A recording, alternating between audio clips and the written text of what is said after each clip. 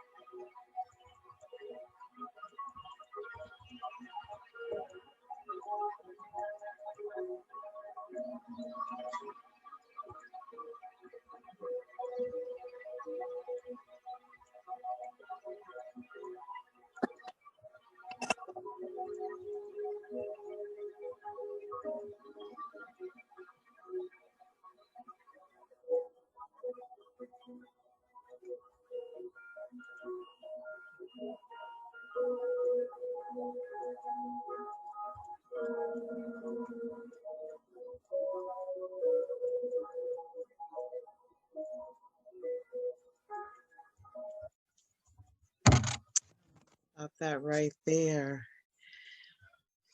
So, our topic for today, if you haven't gathered, is about family, alcoholism, and families. And how do you even ask for help?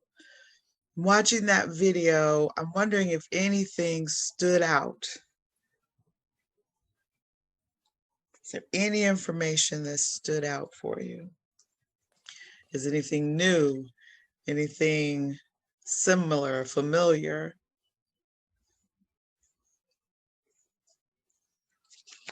Well, one thing you may have noticed, there weren't any African American people in that video.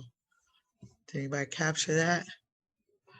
And I did that on purpose because actually, when within the African American community, nationally speaking, those dealing with alcohol abuse or addictions, there's only accounting for 43.5% who currently drink alcohol at the time when the survey was done. Now, the survey was done in about 2013. There isn't any recent data, but if you think about it, of that 43.5%, there's only 7.4 who struggle with alcohol and addictions. Now, the media and sometimes conversations make it seem like there is a pervasive problem with alcohol addiction, but within our African American community, we don't abuse alcohol that often. There's just about 20% of the Black communities within the African American community that binge drink, that's drinking for over 24-hour period, that binge drink maybe once in a month. And I wanted to provide this information for you or to you because when you think about how we see our community, something we've talked about before, there are several, at least I know in my neighborhood, you can find a drive-through or some sort of shop that or business that sells alcohol. And you would think, seeing all that there is a problem with alcoholism. However, it isn't. We have access to it, and there seems to be some correlation between the consequences with our drinking. So in other words, there's a high propensity of African Americans to be arrested and charged with an alcohol or drug-related offense, which makes it give the appearance that more African Americans are dealing with alcohol or drug problems. Now, the reason why also I wanted to share that video with you is because alcoholism is not just an isolated impact disease. It affects the family. And if you notice that it talked about how it causes financial strain, it causes domestic violence. There are a number of individuals who aren't violent until they become intoxicated. So there is a higher percentage of those who are abusers, domestic violent abusers, who also abuse alcohol. Also, if you noticed in the video, it shared how children are affected. And if you happen to be a child of an alcoholic parent, then you may manifest your the impacts of alcohol use in your family. You may display those behaviors more as an adult, and then we kind of spoke about that or showed that also in the video.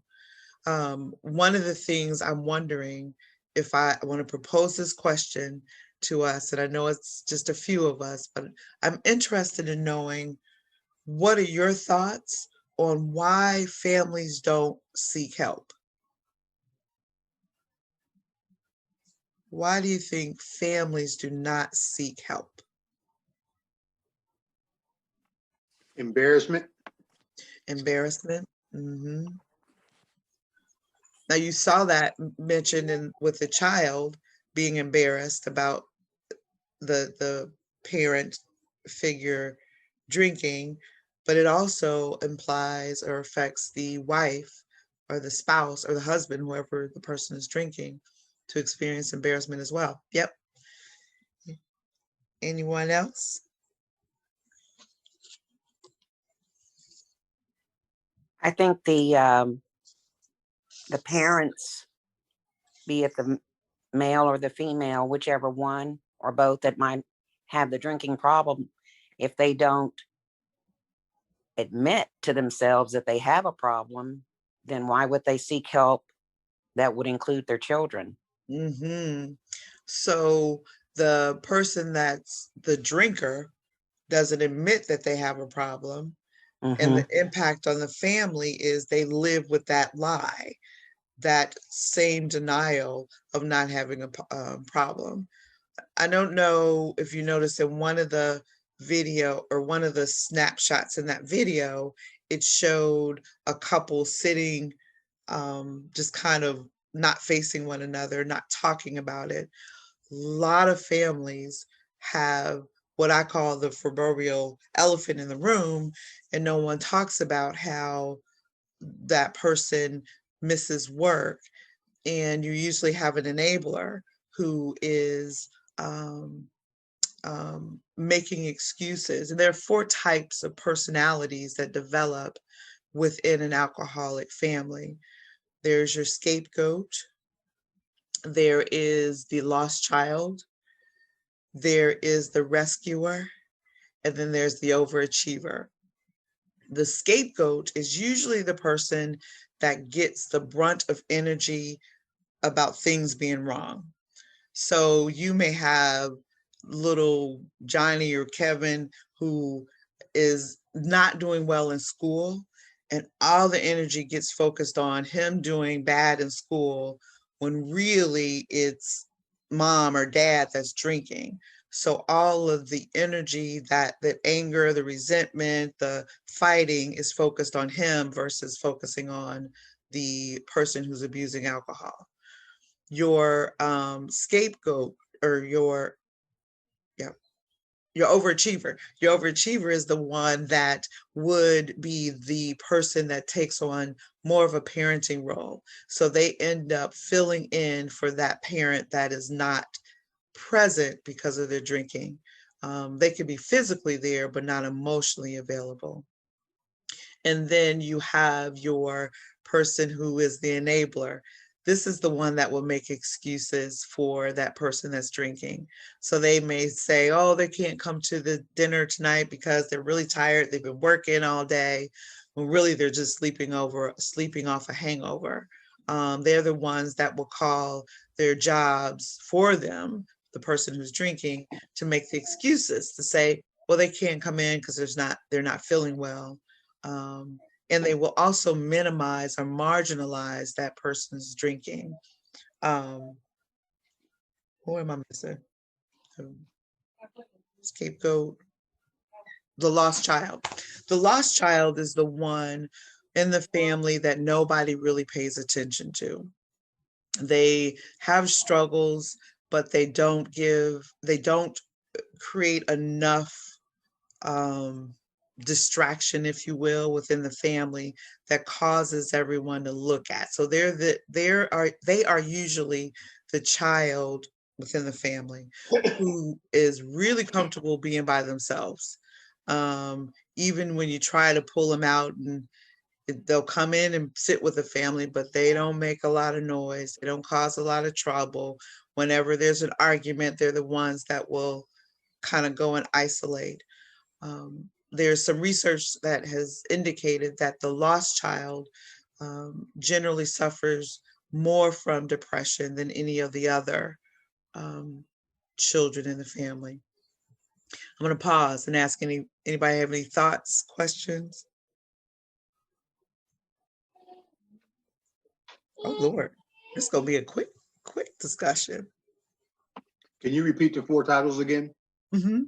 There is the lost child, the scapegoat,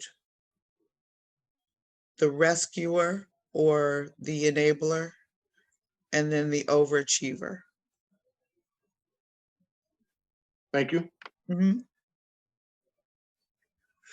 Now, when we think about alcohol and use and what damage it causes for today, for this moment, I'm just going to focus a little bit on how alcoholism and alcohol abuse within a family can destroy a marriage. And it mentioned that a little bit in the beginning of the video I showed. And when you think about the person who is drinking, they are not able to follow through on their commitments. So there is a huge wedge that is created that disconnects the couple and the family, where there's not a lot of trust. Another thing that alcohol and alcohol abuse affects is the finances of the family. I don't know about y'all, but I think buying alcohol might be kind of expensive. So if you have someone that's a daily drinker and they can drink a fifth of liquor, that's a good $20, $30. And if you're drinking that every other day, that can add up. Obviously, that's about what, 60? No, about $100 a week if someone is a daily drinker. Other married couples who have physical altercations, some 60 to 70% abuse alcohol. I mentioned that earlier, that those who have physical altercations within their marriage, 60 to 70% of those marriages also include abuse of alcohol. And in time, family members may even develop symptoms of codependency. So what that may look like within a family is that, particularly for the person who is the rescuer or the person who's enabling, they depend a lot on making that person happy, that person who's drinking. So what that might look like is, I know they're going to come home and they're going to be drunk. So I'm going to make sure the house is clean. I'm going to make sure everybody's quiet. So they do a lot of things to make things not as chaotic and cause any anger outbursts or any angry reactions from the person who is drinking. They may also, if the person who's drinking happens to not be volatile, maybe they're the ones that come in and they just kind of fall out. So the person who is the enabler would be the one that's picking up the clothes for the clothes that are left on the floor, and then making sure the bed is made ready for them just kind of fall in, or even if they just kind of pass out on the couch, they just make it really comfortable for the person who's abusing alcohol. Some other things that will happen. There is a neglect of important duties that you will see happen in the family. Alcohol, of course, we know is a depressant, so it impairs one's cognitive ability. So the person is not on top of their game and they're not taking care of things like they should, as it relates to work, home life, and or school. There's the time that the alcoholic will need to recover from a hangover. So when they're nursing their hangover, that means they can't be involved with the family. So they're usually not present in an emotional way. They're physically in the home, but they're not emotionally available. Also, those family members who have alcoholism in the nuclear family. And when I'm talking about this right now, I'm speaking mother, father, and children, but also it can be spread out more broadly in uncles, cousins, and who have you. But what we will see is that by the time someone starts to experience legal problems, they have a pervasive alcohol problem. So by the time they get disorderly conduct, a DUI, driving under the influence, or domestic disputes, they have their alcohol use has really crossed over to a problematic area. And lastly, one other thing to consider when you're in a family and if you're questioning whether someone has an alcohol problem, if that person that's drinking cannot stop despite the willingness to try, then that is a huge red flag that they are more likely to be in the spectrum of being alcoholic than they are someone who abuses alcohol. I'm going to pause. Do we have any questions? Very informative. Thank you. I appreciate that. I have a question. Wouldn't someone, though, who is considered an abuser of alcohol eventually become an alcoholic? I thought they were one and the same. That's a good question. Thank you for asking that. No, sometimes you can abuse alcohol and never become an alcoholic. I'm going to use the example of college students. College students will abuse the heck out of alcohol, meaning they have 1, 2, 3, 4, 8 times that they will drink more than they intended. When you are an alcoholic, you will find that you begin to fail in the areas of taking care of responsibilities. You have more blackouts. You have more times where it takes longer for you to recover from drinking the night before. And if you stop drinking, this is more on the dependent side, you begin to experience physical withdrawals. So someone who's an alcoholic will require that alcohol just to get through an everyday moment. When we're kind of sliding into the area of becoming alcoholic dependent, when they stop drinking, they physically withdraw from it. So that's the shakes, that's the sweating, and actually even becoming physically ill. So we have 4 phases. We have experimental use. Experimental use is when this is more when you're younger, although there's some older people, but they're more when you're younger. You're trying to figure out what you like. You try beer, you try tequila, you try dark liquor, light liquor, wine. That's that experimental use. Social use is when you can have an occasional drink and not drink to intoxication. Then you have abuse. Abuse is when you begin to drink more often, more than you intended, versus not. Alcoholism is when you begin to drink frequently more than you intend. You begin to have consequences like hangovers, frequent hangovers, and blackouts. Blackouts are probably the biggest earmark to say, okay, we're getting over here to becoming an alcoholic. And blackout is a state of being where you're not able to recall any parts of what you've done as a result of your drinking. Then, of course, there's dependency, and that's when your body is physically dependent on the alcohol. That's a good question, Jerry. Thank you.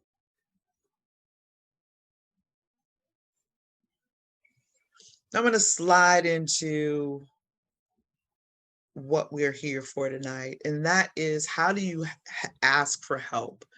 How do you begin the conversation if you have a family member that is drinking and you're questioning whether they have a problem? Well, there's Al-Anon and Al-Anon. Al-Anon is simply Alcohol Anonymous. They broke up Al and then Anon. And that is a support group for families, generally the adults who are dealing with someone in their family that is drinking too much. Al-Anon is a group strictly for teenagers that speaks to what it's like for them to have an alcoholic parent and dealing with that embarrassment and anger and detachment and depression and anxiety. So doesn't mean that the Al-Anon groups don't deal with that, but the Al-Anon is really specific for the teenagers and what it's like to have a parent or a caregiver who is abusing alcohol. And the very first thing to start to ask for help is to admit, Jerry, as you were saying, that you need help. The alcoholic may not ever say, I got a problem with drinking. But if you as a family member recognize that there's a problem, you can still get help. You can still find support.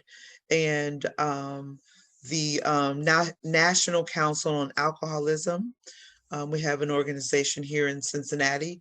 You can always give them a call and they can provide for you numbers. They can provide for you insight where there are groups close to where you are, if there are. The first step is just to show up to some support system that will allow you to speak freely. Now, when you're speaking about the faith community, there are some churches, and we actually had one where we provided support for any members who were dealing with alcohol and or drug abuse. But there are also some church houses that will provide a more faith-based support for anyone that's a family member dealing with a family member with alcohol or drugs. So the question is, how do you ask for help? The answer is to admit you need help, and secondly, to make a call. Any other questions or thoughts?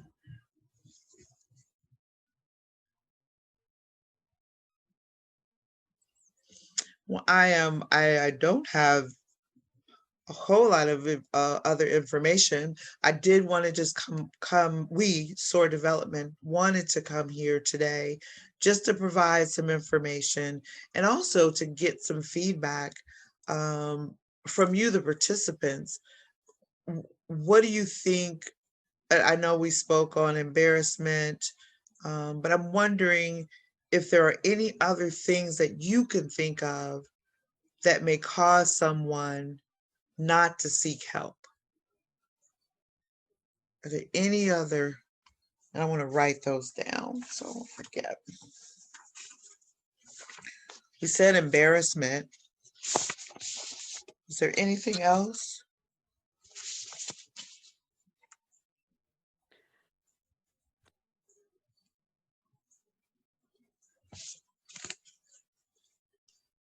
Their pride.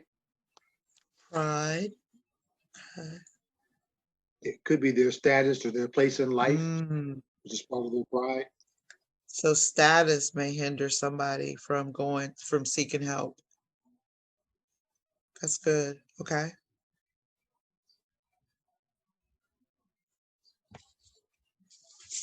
Any other thoughts?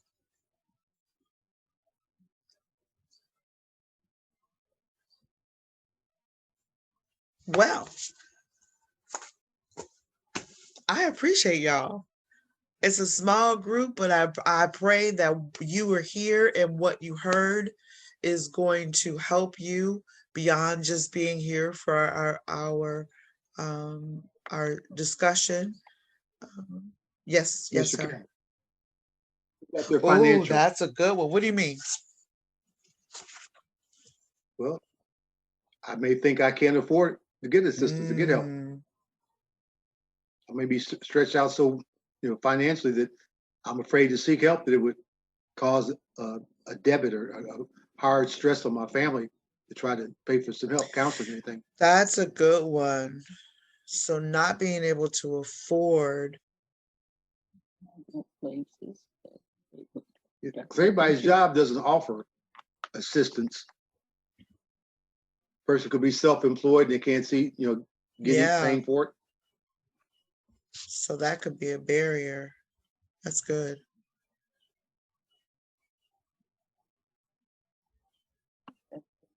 Sister Ballas, do you guys recommend or have a list of places? Is there help out there for people? Actually, we do. We have a resource book located in this on the foyer of Word of Deliverance, but you can also call in to S.O.A.R, And I always forget my number. Minister Kim is in the background. Can you unmute for me and provide that number? Are you there, Minister Kim? I'll see if I can get that. I'm here. What number do you need? S.O.A.R Development's number? Yes, ma'am, please. Okay, one moment. Thank you. But you will call the S.O.A.R number, and we have a book that's not just for Hamilton County. We have information for Butler County, Warren, and Claremont. So we have resource information available for those areas, as well as Hamilton County.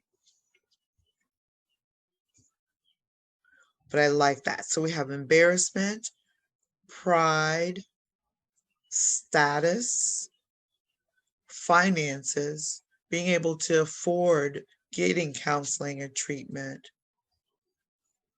as some barriers to keeping people from seeking help.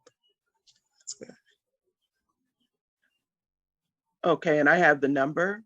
Yes, ma'am. 513-909-0925. 513-909-0925. Thank you so very much. You're welcome.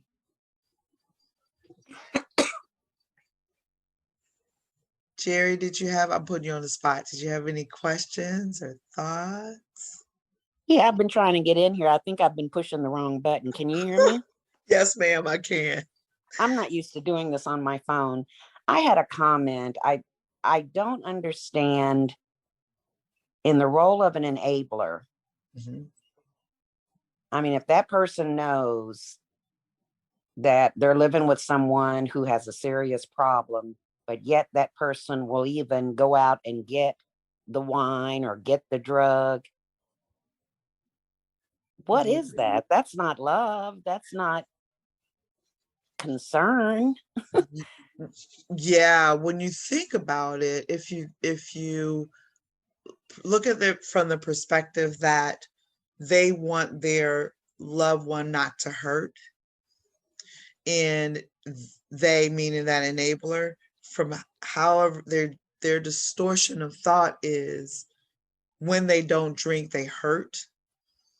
So if this is what I can do to keep them happy, to have the pain to stop, or even if the person happens to be a drinker and they're more abusive when they're not drinking, that person may go, let me let you drink, because when you drink, you pass out. And when you're passed out, I don't have to worry about arguing or dealing with your anger.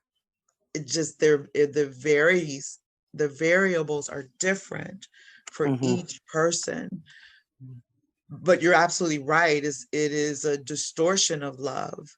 But for that enabler, it makes absolute sense what they're doing. Kim, it could be that they've been hurt, could be something they saw in their childhood. I'm trying to ease the pain that my partner is experiencing. And if I do this, they won't do that. If I get them drunk, they won't go out in corrals. If I get them drunk, they won't beat up the kids. They won't go off. They won't.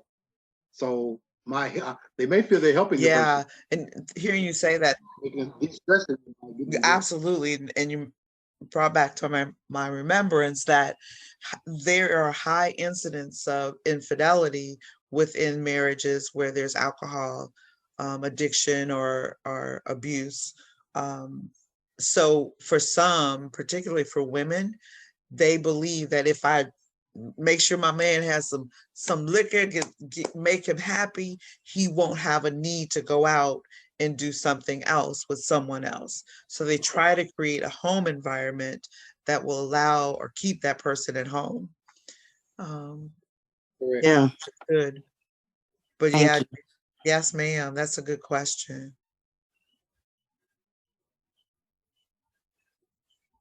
Are there any other thoughts? Comments?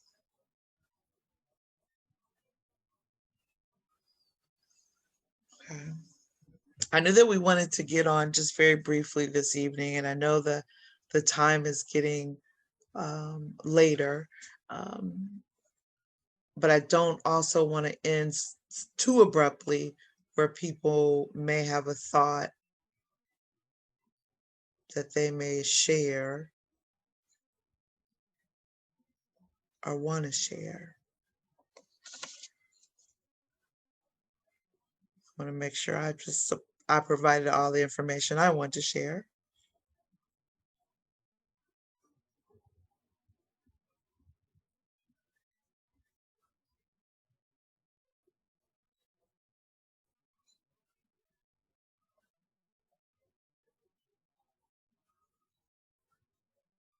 Okay, I'm sorry. There was something before we hang up. I'm just going to read this sentence I wrote here.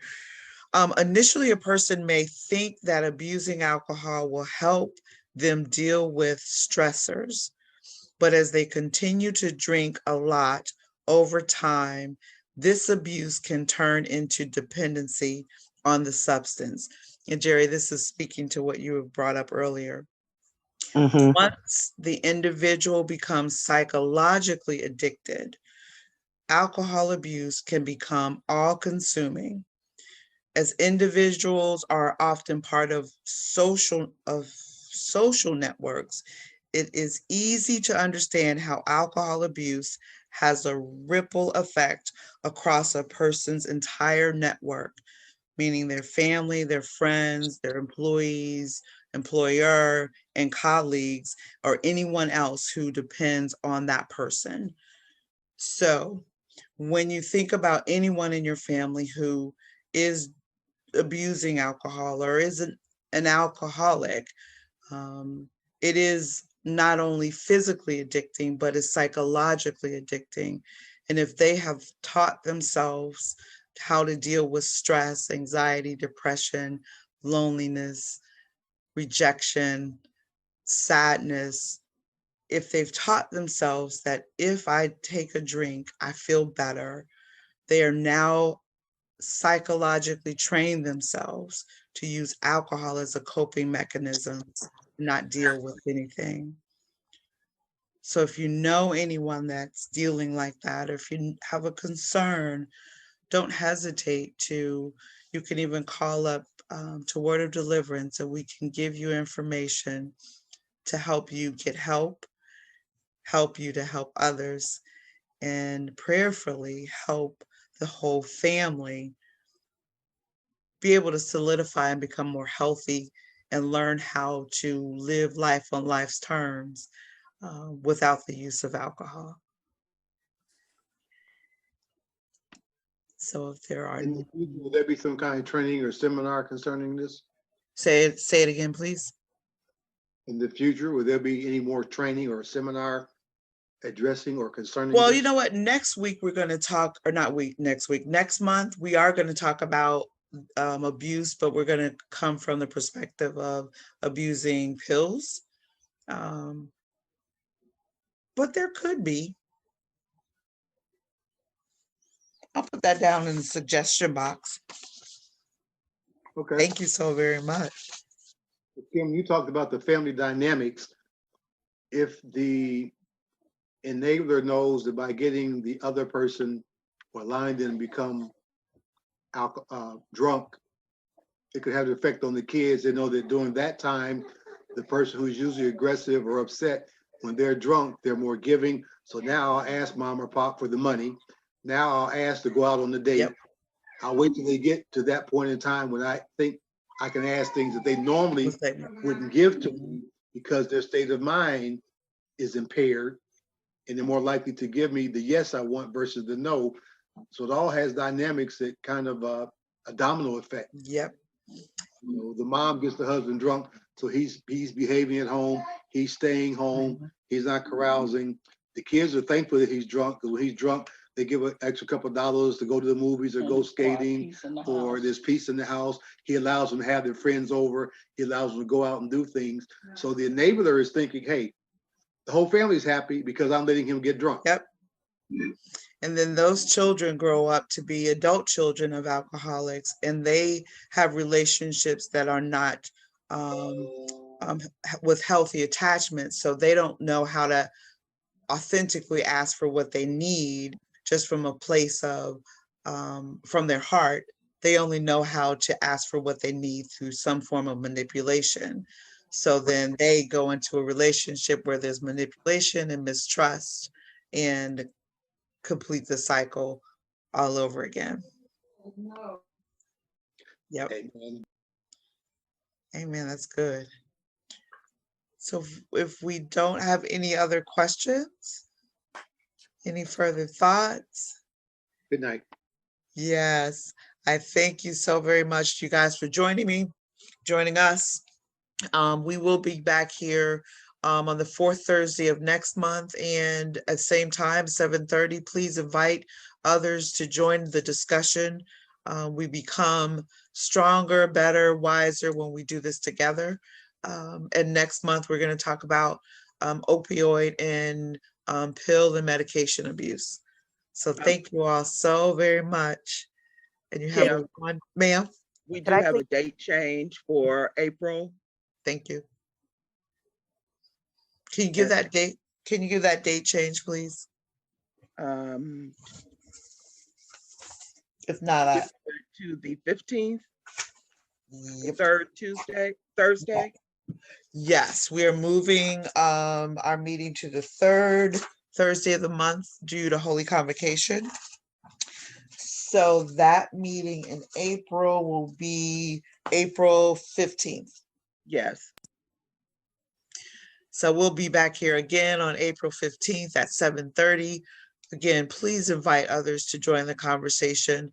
I believe that the more information that we have, the better we become as a community, not only individually, but as a community, to become healthier and I'm